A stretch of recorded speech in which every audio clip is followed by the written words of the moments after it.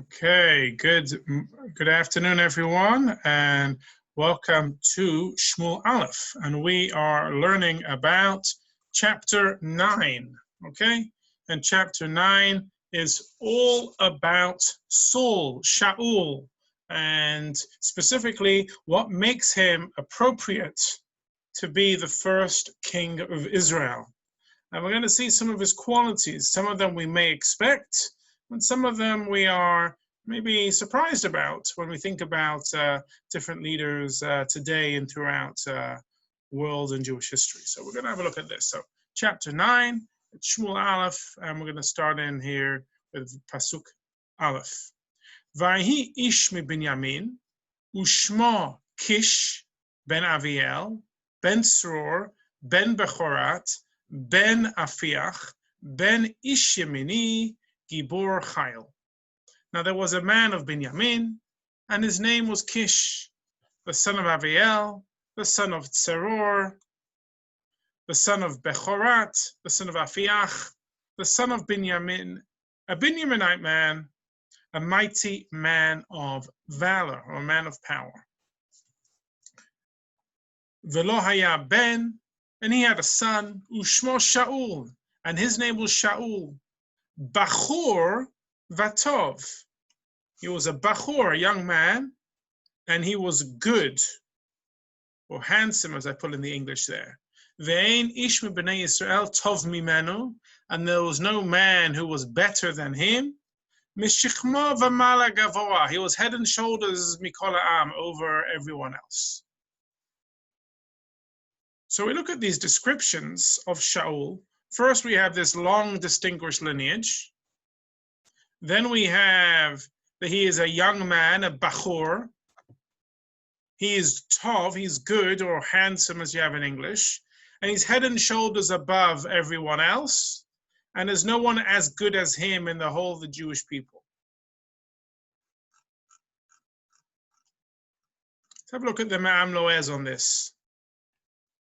And obviously also that big point there that he's from the tribe of Binyamin. When we'd be thinking about a king of Israel, we probably would have thought about the king of Yehudah. So why a king of Binyamin? But before that, let's jump in a little bit to try and understand what's happening here. We have the Ma'am Loez, and the Ma'am Loez is telling us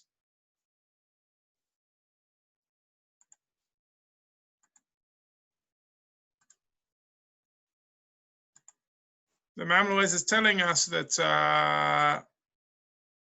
as follows, through this list of all of his ancestors, that this was the noble ancestry of a man who would be chosen to be their leader.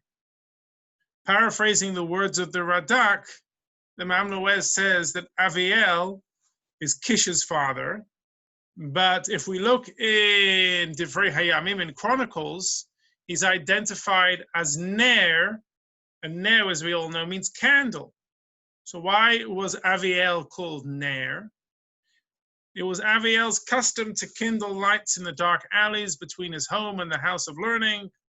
For this public service, he merited to have his grandson become king of Israel. So Ma'am Loez there is noticing that it wasn't just that Shaul was worthy. He comes from a long line of worthy ancestors, and that's part of it. That's part of a person is those who come before him. On top of that, we have the Ma'am Loez talks about he's from the tribe of Binyamin. Why? The verse emphasizes Kish's descent from Binyamin. It was not incidental that the first king of Israel was chosen from this tribe. After the Israelites' exodus from Egypt, as the nation hesitated on the shore of the Red Sea, God commanded them to continue forward. According to many opinions, the people of Binyamin were the first to attempt to enter the waters. In the merit of this act of trust in God, the first king of Israel was chosen from their ranks. Now, my friends, you might be remembering a different midrash, a midrash which is more familiar with. Who was the first person who jumped in? Nachshon ben Aminadav, the tribal leader of Yehudah. But if you actually look at the Midrash, there are two main opinions. One is that it was the tribe of Binyamin that went in en masse, but and the other opinion being it was Nachshon ben Aminadav. But when it came to a group, a large amount, it was the tribe of Binyamin, which was the first group to go in. So you could even understood it as Nachshon ben Aminadav was the leader, but the tribe of Binyamin was the first to go in as a whole group. Or they're just as two positions and they're mutually exclusive. Binyamin, continues the Mamloez, was the only one of Yaakov's sons that did not bow to Esav. Esav's descendant was Amalek. Since the king would be charged with wiping out Amalek, it was appropriate that he was from the tribe of Binyamin. And we'll see that in chapters 15, in chapter 15, where Shaul is commanded to wipe out Amalek. So why did Binyamin not bow down? Because he wasn't born yet. Okay, all that it comes a little later. So therefore, who can destroy Amalek? The one tribe that didn't bow down to him. Okay, and Rob's noted, and we learned from that also that Mordechai did not bow down to Haman. Exactly, because he's also from the tribe of Binyamin. Very good, it has that protective quality. I've added, in my opinion, occasionally I put them in here. Another way for the whole nation to come together would be to appoint a king from the smallest and lowliest tribe, the tribe that was decimated after the Civil War. And after I wrote my opinion there, I saw it was actually quoted by other commentators later on. But I still wanted to share that in my original notes. I didn't want to go back and take it out. Now, one of the interesting things here is that it mentions that Shaul is a bachor, he's a young man, an unmarried man. But you're going to see here from the Ma'am Loez, that's not actually quite accurate. Shaul appeared youthful, but he was not a young man at all at this time. He was married before Eli even became a judge and before Shmuel was born.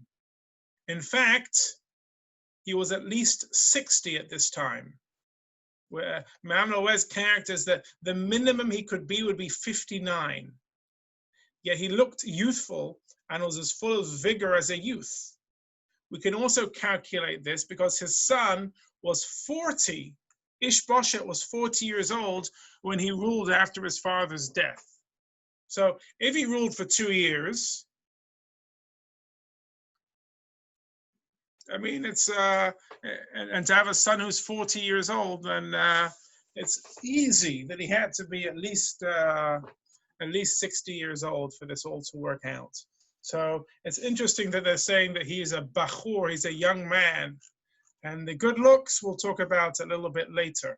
But he certainly had the stature for being a leader because he had the physical presence there of great height. Who knows, John? John put there he got youthful by participating in Rabbis Can Run. I hear that's another good way to look young. Yes. All right. Carries on in Pasuk Gimel. It says there, "Vatovadna ha'atonot lekish avi Shaul, vayomer Kish el Shaul beno, kach na itcha et ha'achad mehane'arim, v'kum lech bakesh et ha'atonot." Now, the donkeys of Kish, Shaul's father, you imagine this 80-year-old man sending his 60-year-old son. It's very interesting. When you think of the narrative, before I share you that piece of information, you're imagining some young man in his late teens going to look for his father's donkeys. But in fact, it's probably an 80-year-old man sending a 60-year-old son who has probably his own grandchildren. Do you mind going after my donkeys? And Kish said to Shaul his son, "Now take one of the servants, arise and go, and seek the donkeys." Vayavor bahar Ephraim, vayavor beretz Shilisha, v'lo matzau, vayavru beretz Sha'alim, va'ayin vayavor beretz Yemini, v'lo matzanu. And he passed through Mount Ephraim, and he passed through the land of Shalisha, and they did not find them. And they passed through the land of Sha'alim, and they were not there. And he passed through the land of Binyamin, and they did not find them. Hema ba'o be'etzuf, v'Shaul amar lena'ara, asher imo lecha v'nashuva, pen yichdal avi min ha'atanot, v'da'ag lanu. And when they had come into the land of Tzuf, Shaul said to his servant who was with him, come, let us return, lest my father cease to worry about the donkeys and begin to worry about us. So here we're going to have a look a little bit about Shaul. The Malbim says here, what on earth are we talking about? Lost donkeys, and he takes a servant, and he has to go and find them. What's going on here? Why is the scripture taking such a time to mention all this? The Malbim writes, the whole roundabout story of how Shaul came across Shmuel was to show how divine providence works. The donkeys were not really lost. Kish and his son are not servants. That the one servant that Shaul took knew about Shmuel and where he could find him. All of this is telling us about the wondrousness of God and how hashkacha pratit, how divine providence works. We also learn here a message of humility. Shaul's outstanding humility made him worthy of becoming the king. Here, he equated his servant to himself when he said that his father might begin worrying about us. Come on, worrying about us? Kish might have been a great man, but surely he's going to be worried about his son before his servants. But there, in Shaul's humility, he says, they're going to worry about us. He equates himself to a servant to tell him that's as important. And that's a quality of leadership, that A, he's humble, and B, he cares about everyone no matter where they're from. Now it's interesting here, it says back in verse 5 that they went to Eretz Tzuf. For those of you who remember, one of Shmuel's ancestors was called Tzuf, and so perhaps the place is called for his ancestor, or perhaps it's called Tzuf in honor of Shmuel and his great-grandfather, whoever it was. Pasuk Vav, Vayomer lo, Hinei na ish Elohim ba'ir hazot, va'ish nichmad kol asher yidaber bo yavo ata nelecha sham, ulai yagid lanu et hadarkenu asher halachnu aleha. And he said to him, behold now a man of God in the city, and the man is held in high esteem. Everything which he speaks surely comes to pass, and let us go there. Perhaps he will tell us our way upon which we have gone. It's an interesting way of speech. Perhaps he will show us the way in which we have gone. Interesting, but trying to explain why we've gone about this roundabout way, and to tell him and explain to us how God works. Verse 7, Vayomer Shaul lena'aro, Hinei nelech u'ma navi la'ish, ki alechem azal mikelenu, u'tshura ein lahavi la'ish Elohim, ma itanu. And Shaul said to his servant, and behold, if we go, what shall we bring to the man?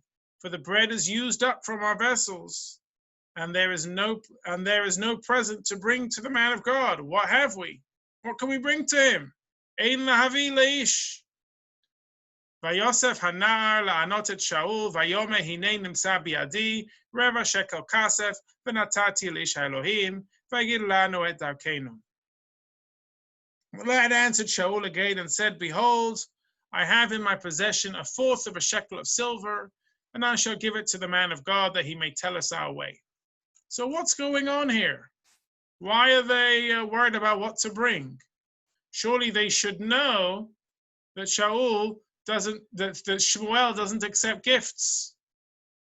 So Rashi explains, Lo haya Shaul makir b'ma'asav shel Shmuel, u'savar she'yisha'el sachar. Shaul was not familiar with Shmuel's practice and thought that he would ask for a reward. But still, why didn't Shaul think about the 1/4 shekel that his servant had? And the answer is, perhaps it's fitting for the servant to give a 1/4 shekel, but it wouldn't be fitting for a man of Shaul's status to give to him. Then it says in verse 9, On verse 9 there it says, Lefanim b'Yisrael, ko amar ha'ish belechto lidrosh Elohim, lechu v'nelcha ad haroeh, ki lenavi hayom yikareh lefanim haroeh. Formerly in Israel, when a man went to inquire of God, he would say thus, come and let us go to the Seer, for he who is called a prophet today was formerly called a Seer. There's an interesting pasuk here. It's almost like a history lesson of what when did words stop being used and when did they become passé, and what words became vogue. That navi is the modern word and a ro'eh, a seer, is the old word. But I don't know. We don't think about it today, but it's it's one of those psukim which is almost put in parentheses. Vayome Shaul anaro, and Shaul said to a servant, Tov devarcha, lecha nelcha vayelechu el ha'ir, asher sham ish ha'elohim. Now this is another great verse. Sorry, let me translate that for you. And Shaul said to a servant, well said, come, let us go. And they went to the city where the man of God was. And again, why is the Navi telling us this conversation? That he agreed with his servant, where he says, well said. The Malbim again notes, in Shaul's humility, he accepts his servant's advice. You be the main person, and I shall be secondary, as you are more familiar than I with these matters. Here again, we're focusing. What is a leader? A leader is someone who is not full of bravado, who is not full of arrogance. A leader is humble to say, you know what, you take the lead. You know better than I in this matter.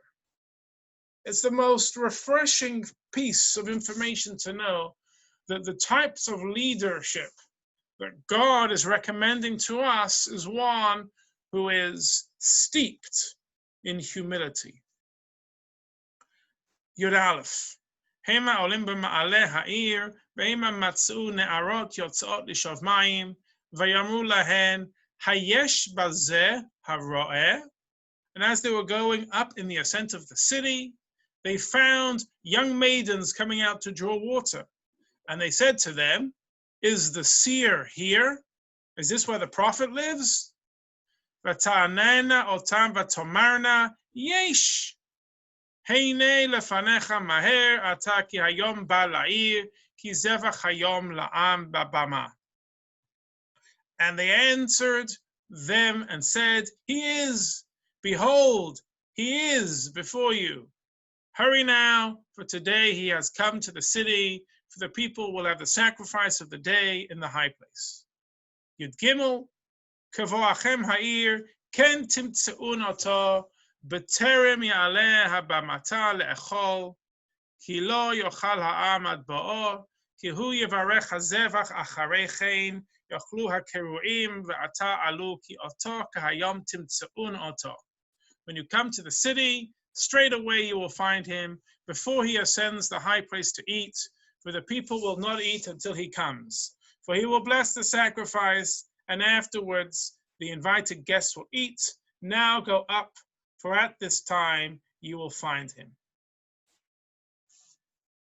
Vaya'alu ha'ir hema ba'im b'toch ha'ir, v'nei Shmuel yotze likratam la'alot b'bama. And they went up to the city, and they were coming into the midst of the city, and behold, Shmuel was coming out toward them to ascend the high place. V'Hashem gala et ozen Shmuel yom echad lifnei bo Shaul lemor. Now Hashem had revealed to Shmuel one day before Shaul, saying, Ka'et lemachar eshlach elecha ish meretz Binyamin, umshachto lenagid al amei Yisrael, v'oshia et amei biyad Plishtim, ki ra'iti et ami, ki ba'at akato elai. At this time tomorrow I shall send to you a man from the land of Binyamin, and you shall anoint him to be a ruler of my people Yisrael, and he will save my people from the hand of the Plishtim, for I have looked upon my people, for their cry has come to me. Now, if you go and have a look at the commentary on all of this, we have these phrases that I've bolded here.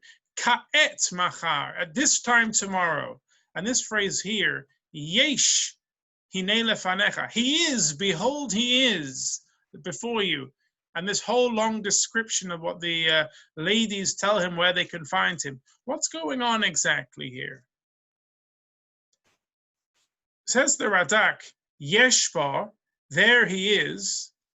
Radak quotes a midrash, and as he doesn't always quote midrashim, but here he quotes a midrash, and he says, Darash Amrullah, our rabbis have a midrash, Tereh anan kasholo al pitcho. The maidens pointed to a cloud of glory that was attached over Shmuel's entrance. And they said, there he is, right there. Where that cloud is, attached, hovering over the house, that is where you'll find Shmuel. Rashi and Radak say, it's an interesting thing here. Marichot hayu b'dvarim kedei lehistakel b'yofyav shel Shaul. That they prolonged their conversation in order to gaze upon Shaul's beauty. The Radak says, Ki me'ashem hi, lefi shelo higia edin hasha'a, adayin hasha'a, she'amar lo HaKadosh Baruch Hu l'Shmuel, ka'et machar eshlach elecha ish. This was from Hashem. Since the exact moment that Hashem had said to Shmuel, at this time tomorrow, I shall send a man to you. So how do we understand this? They were talking to him for a long time. Why? Because they were infatuated with him. That's Rashi. Radak says no. They had to spend a long time because they had to be to the exact moment at that time that Shaul was going to meet Shmuel. The Ma'am Loez says, we've talked about Shaul's humility, but what's all this beauty? What's all this women swooning over him? What's all of this? He's head and shoulders. He's more beautiful than anyone else. Who cares about beauty? Until now, says the Ma'am Loez, no leaders of the Jewish people were described by their beauty. Only the mothers, Sarah, Rivka, Rachel, and Yosef. And we know what happened to Yosef when described his beauty. It wasn't good for him because that's what happened with Mrs. Potiphar, with Eshet Potiphar. So why now? Says Ma'am Loez, now both Shaul and later David, we focus on their physical beauty to show that we're transitioning from spiritual leaders to physical leaders. We never learned about Moshe being beautiful, or Shmuel, or any of the judges. Why? Because they were ruchani. But now, because the Jewish people want physical kings, they need leaders who have physical prowess. And that's why we hear about their physical strength, their muscles, but also their beauty, their chen. That is important to them. Until now, that was not a character trait that we were looking at. Go back up, and it says here in Yud Zayin, Ushmuel ra'a et Shaul. Shmuel saw Shaul. Hashem anahu, and Hashem said to him, Hinei ha'ish asher amarti elecha. Behold, this is the man that I said to you, Ze ya'atzor ba'ami. This one will rule over my people. This one will rein them in. That's a strange language that he'll rein them in. He'll rule over them. He'll restrain them. What does it mean here? Rashi says, Yimshal kamo atzor va'azov. Meaning will rule is similar to restrain and let free. Kach derech hamoshel. This is the way of a ruler. La'atzor ha'am. To restrain the people. Ba'milchama. During war. Shelo yitpazru. That they shouldn't scatter. V'lo yitpashtu. And they should not spread out. Zeh mizeh. From one another. Ula'atzor. B'chol echad me'asot ra'ah. And to restrain everyone from doing evil. So it says Rashi, there's two things. One is to control them in battle, and we've seen that, how the Jewish people can lose their way in battle. And the other is to restrain them when they're doing the wrong thing.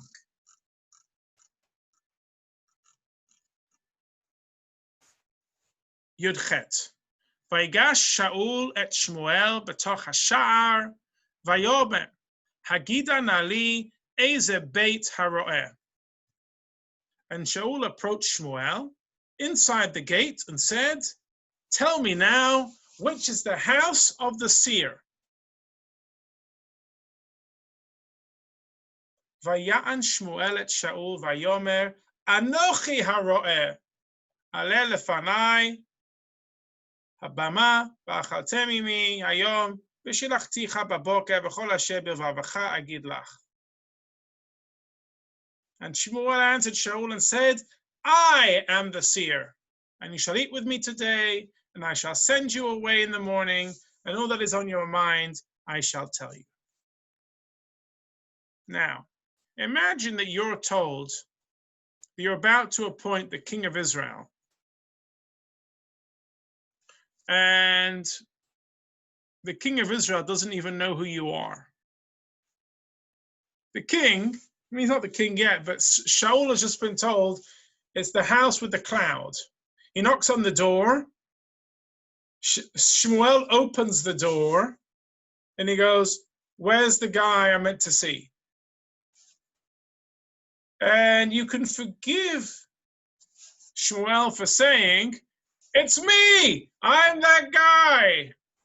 But you're going to see here, the Radak is going to quote a Midrash that Hashem is upset with Shmuel for saying, I am the seer, which sounds a little bit arrogant. But if you look here where it says my opinion, I wrote down here, Shmuel was frustrated that such a person who did not perceive that he was Shmuel could be the one chosen to be king. He said, yes, of course, I am the seer. It was a moment of weakness. But here the Radak says, Lo hayeh zechutz miderech ha'anava. It was uncharacteristic for the humble Shmuel to speak of himself this way.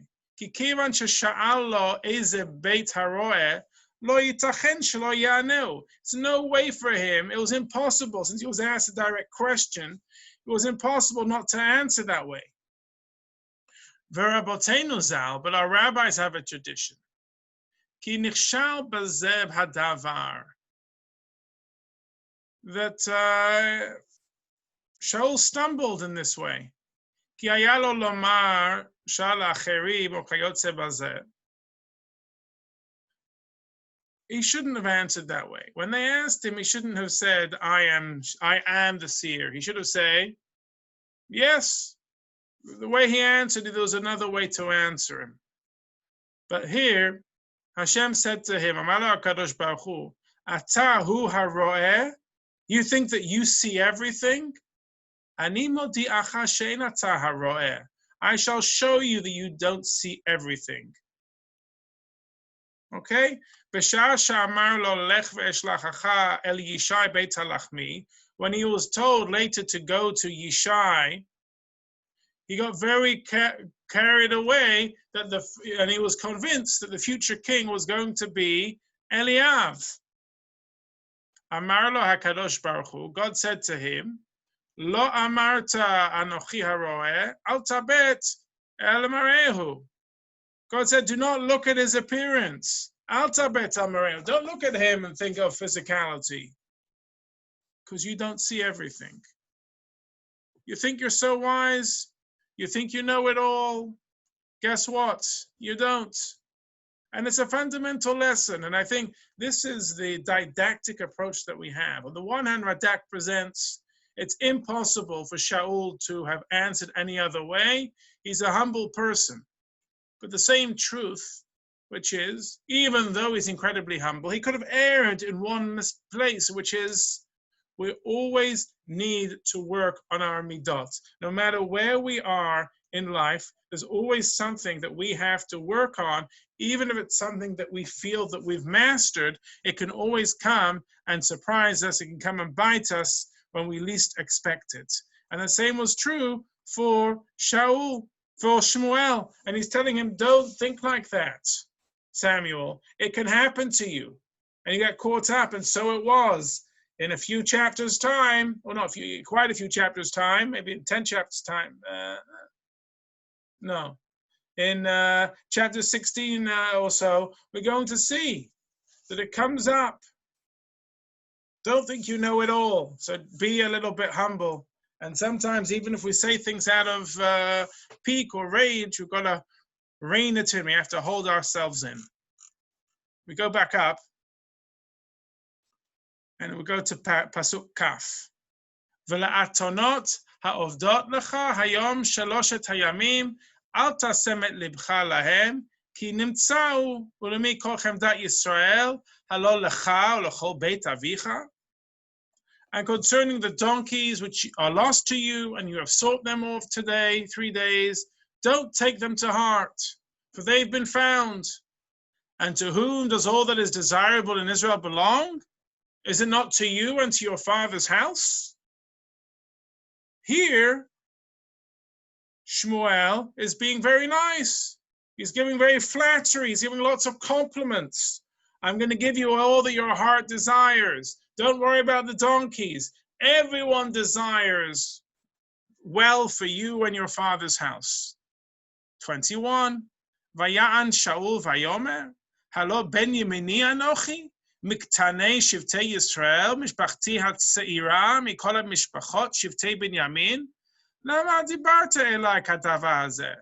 And Shaul said to him, am I not a Binyaminite, of the smallest of the tribes of Israel? And my family the least of all the families of Binyamin? Now why have you spoken to me after this manner? And we go down to our notes.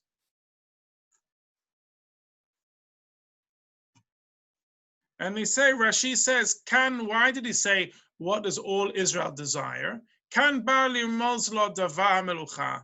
came here to hint to him the matter of the kingdom. Why does the whole world desire? Because you're going to be the king of Israel. And then the Ralbag says, again,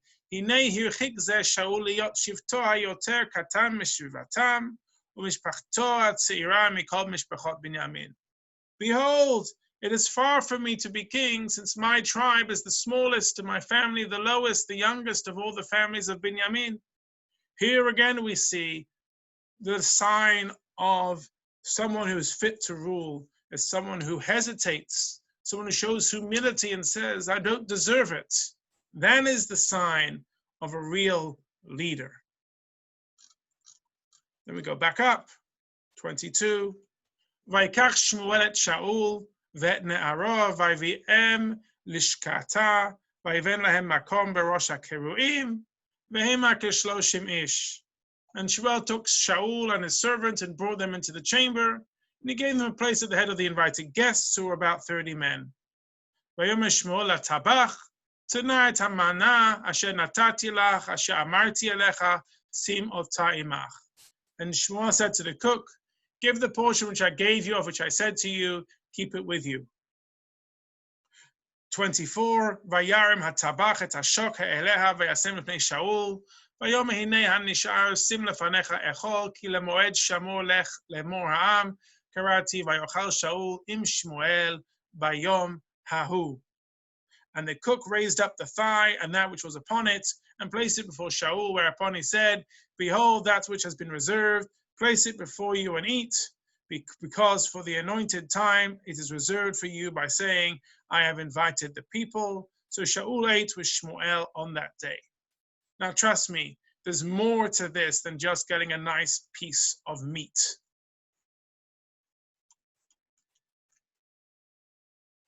Says Rashi, במקום מסיבת הגדולים, כי בדרך מסיבתם היה ניכר איזה מקום מסב הגדול.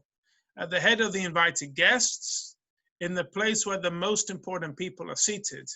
For from the manner of the seating, it was apparent in which place the most important person sat. And how did Shmuel have the meat ready to give to the chef? Since Shmuel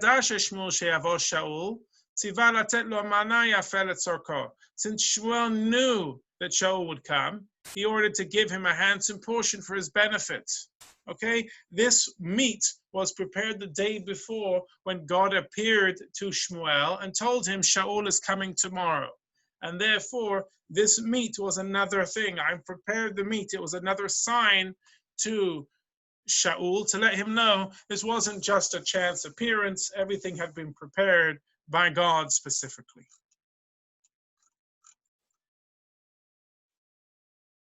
Kafhei vayerdu mehabama ha'ir vaydabeim Shaul al Hagag. And they descended from the high place to the city, and Shmuel spoke with Shaul on the roof, just the two of them.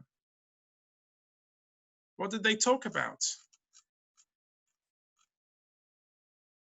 Says Rashi, Mochicho umelamdo liyirat hakadosh baruch hu. He reproved him and taught him to fear the Holy One, blessed be He. There are others who explain that he taught him mitzvot, taught him how to be a king, taught him everything that would happen. 26.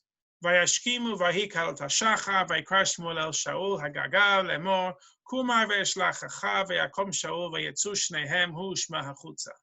And they arose early, and it was dawn, and Shmuel called Shaul to the roof, saying, Arise, and I shall escort you. And Shaul arose, and they went out, both of them, he and Shmuel, into the street.